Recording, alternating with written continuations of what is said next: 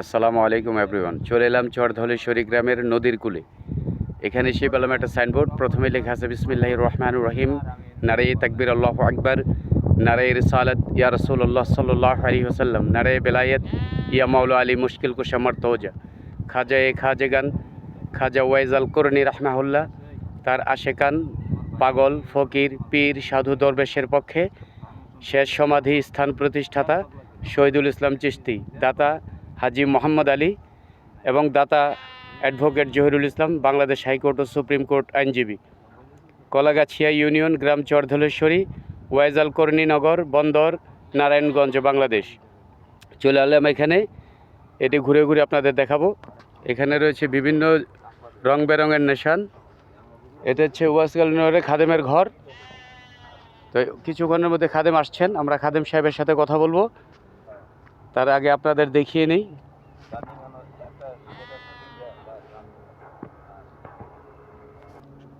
আসসালামু আলাইকুম। ওয়ালাইকুম আসসালাম রাহমাতুল্লাহি ওয়া বারাকাতুহু।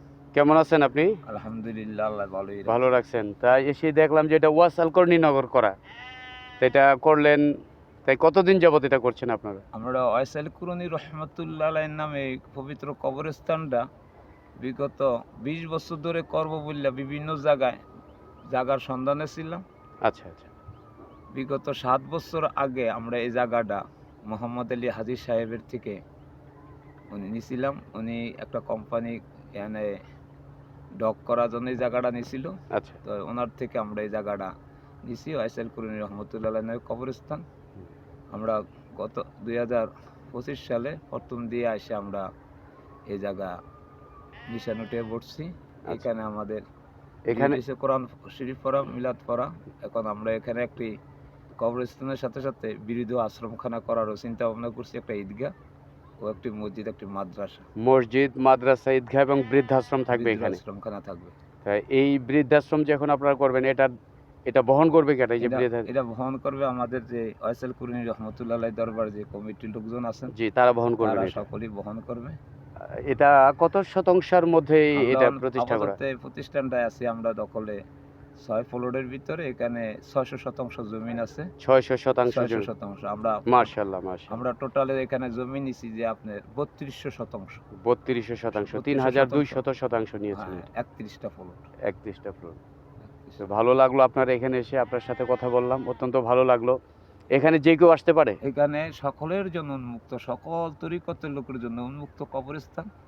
সারা পৃথিবীর ভিতরে সর্বপ্রথম এই কবরস্থানটাই আমরা সৃষ্টি করেছি ওনার নামকরণ করে। ওনার নামের উপরে মাদ্রাসা আছে, মসজিদ আছে, খানকা আছে, দরবার আছে, কোথাও গোরস্থান নেই পৃথিবীর। ওনার নামের উপরে একটি কবরস্থান আমরা করছি। এটা তরিকতের লোকদের জন্য এবং সকল লোকের জন্য উন্মুক্ত, সকল লোকের জন্য। আচ্ছা আচ্ছা, অত্যন্ত ভালো লাগলো আপনার সাথে কথা বলে।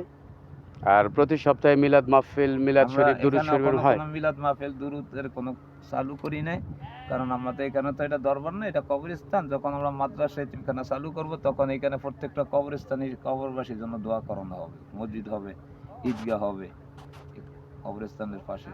জি, মাশাআল্লাহ, ধন্যবাদ। প্রিয় ভিউয়ার্স, যে যেখান থেকে দেখছেন সবাইকে এখানে আসার আমন্ত্রণ জানাই। তবে তরিকতপন্থী লোক যারা আছেন তারা অবশ্যই আসবেন। যেটা নামকরণ করেছে ওয়াসাল করনি নামে, যিনি নবীজির প্রেমে দন্ত মোবারক ফেলে দিয়েছেন, সেই পাগল ওয়াজাল করনির নামে প্রতিষ্ঠিত ওয়াজাল করণীনগর চরধলেশ্বরী গ্রামের নদীর কূলে। তো সবাই ভালো থাকবেন, সুস্থ থাকবেন। আলহামদুলিল্লাহ, আপনারা সবাই এখানে আগমন করবেন। এটা সকল লোকের জন্য উন্মুক্ত। এই